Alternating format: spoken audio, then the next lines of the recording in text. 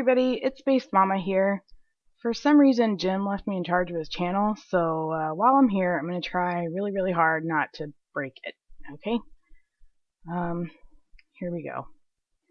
Since Jim is a primate and I'm a human, mostly, I figured we could talk about something that both primates and humans seem to spend a lot of their time on. Alpha-beta male dynamics.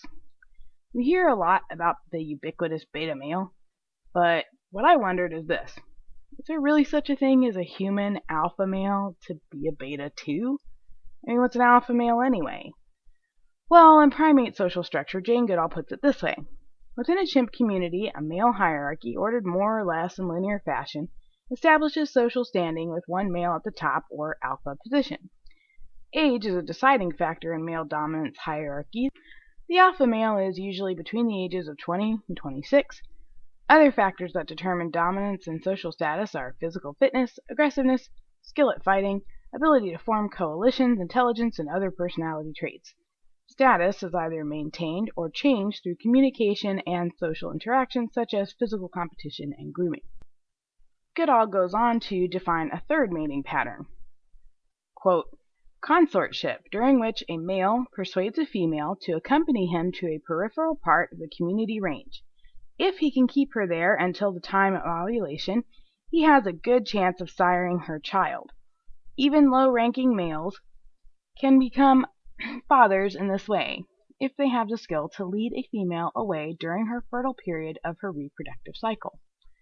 Now, to my mind, isn't that third way of mating in primates like the first way of mating among humans?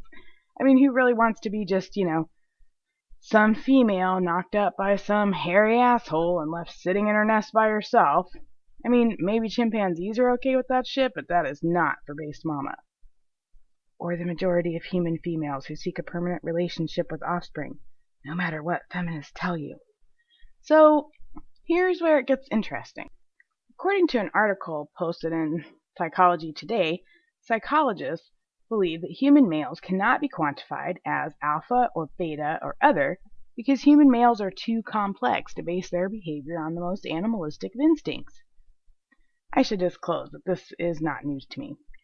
I grew up attached to my oldest brother at the hip, and when this alpha-beta dynamic was presented to me in psych class in college as something that could actually apply to humans, I laughed so hard I snorted.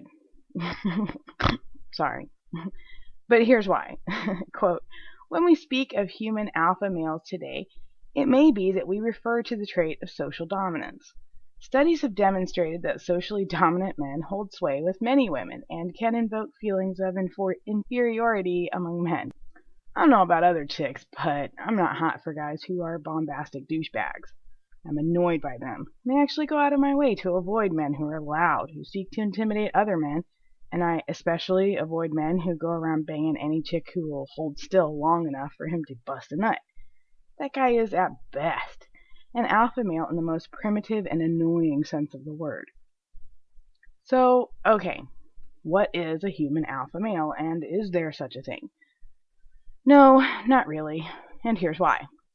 In Faith Lamb's book, The Score, The Science of the Male Sex Drive, Stanford professor Robert Sapolsky shares his misgivings, stating that alpha males in other species operate differently than what is observed among humans.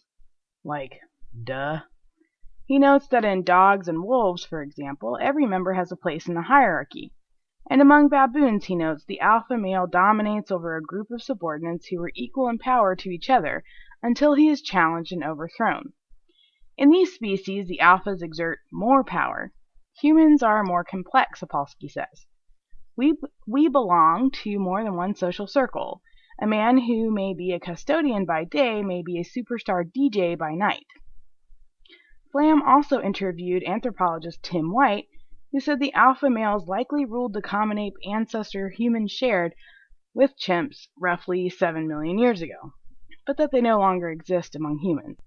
It's kind of amazing that we need so many studies to tell us shit we already knew, but, whatever. So, no. In my opinion, and in the opinion of Faith Lamb, Professor Robert Sapolsky, and anthropologist Tim White, the alpha male is this bullshit, made-up, imaginary concept that we assume to apply to humans because it came from our primate ancestors. a bunch of dumb monkeys. I mean, we're just too complex to be declared alpha, beta, or other. And then, of course, this article has to go on to detail what human females seem to find attractive: height, voice, and facial features. Well, Psychology Today, let me tell you something. My fiancé is the same height as I am.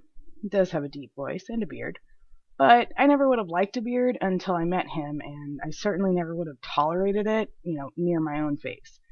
So you kind of disprove your point just by me existing, or any woman who exists who prefers other traits other than height, voice, and facial features. So here's my opinion on why people are declared alpha, beta, or other and end up so miserably treated. Mostly men by women.